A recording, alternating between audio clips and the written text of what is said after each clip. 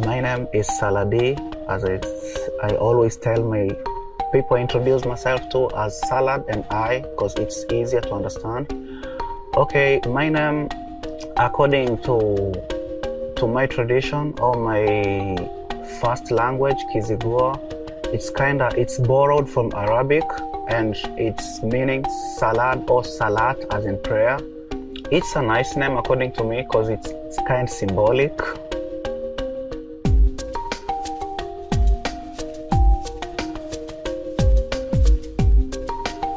For me, I can't directly say I'm from Somalia. I always say I'm someone with complex origin. I have several homes.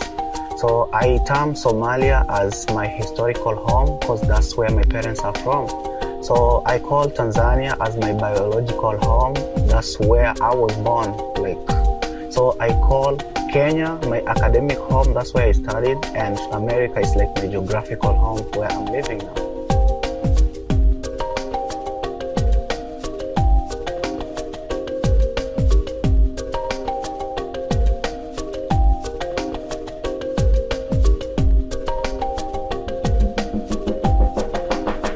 Basically, the magazine was to help, was acting as a voice to the voiceless refugees. Being a refugee, there's not like a limiting factor or anything.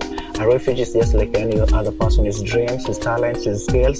So the Refugees magazine, we were going to write stories, success stories of many refugees, and the stories were acting like igniting other people who feels like maybe I can't do this. Maybe some people has skills but they can't use it. But when they see maybe someone is written in the magazine and it's known all over the camp, so they can also have that passion of sharing what they have.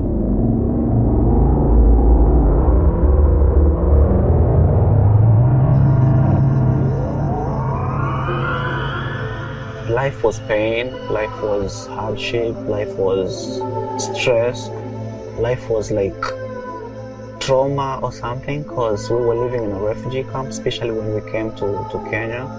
We were having a lot of restrictions. We can't even leave the camp. Maybe if you leave the refugee camp, you will directly caught by police, then you have to pay like 10,000, of which that was too expensive. That's about $100 USD, and that's too expensive for refugees. So we had restrictions. There is hunger in the Turkana County where we lived, Kakuma refugee camp. So the host community would attack the refugees at night and kill them, and maybe searching for food. So it was kind of hard for us, and the food provided at the ration, it's not enough at all.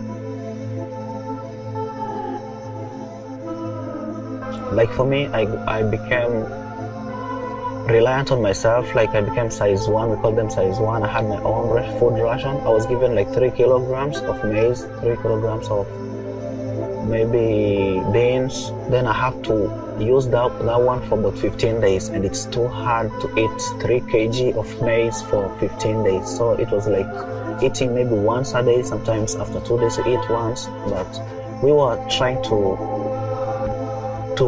cope up with the situation. But when I finished my high school and got a job, at least the life became at least better, but couldn't, or maybe we couldn't afford all the things we wanted as a family, because as I said earlier, we are a very big family.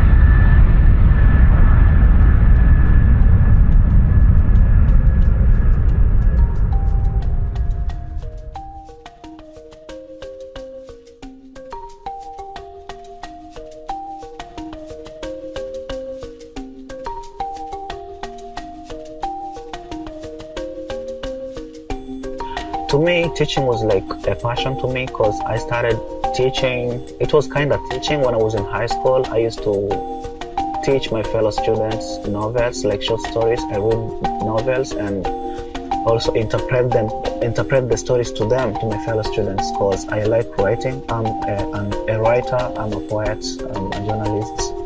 Yeah, so I would read the books and interpret to my fellow students. So I had that small experience. So when I went and started teaching, it was fun for me and it was so nice. So I enjoyed teaching.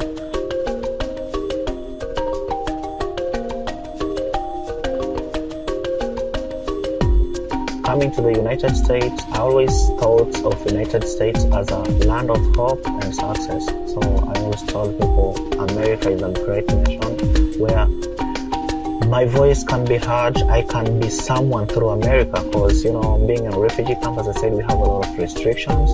Like even the stories you have to write, they have to go through several editors and they have to see what you're telling the world, because the Refugees magazine was being read all over many parts of the world, so they have to know what you're telling the world. If it's something that maybe against the refugee rules, maybe against the government, against anything that you think you have to show to the world, it will be maybe ripped off, so it will not be shown. So, but here I know I can have the freedom of speech.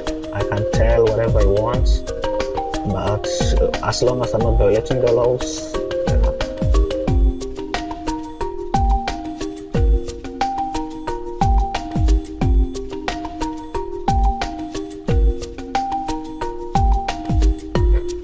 My past was so bad, so we had a lot of bad experience, pain and stuff. But here I feel like if I go to school and finish, I can easily pursue my career and do a job of my career, because I always love to be a social worker or a human rights activist.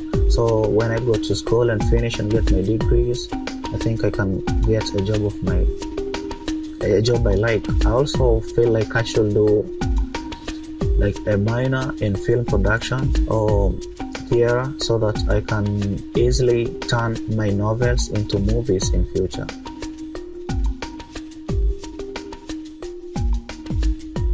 I just need America to know that refugees are just people with dreams, people with like a very bad background who needs like a step forward. So America is like a bridge towards success. So being a refugee in America is like you're in a boat going to success.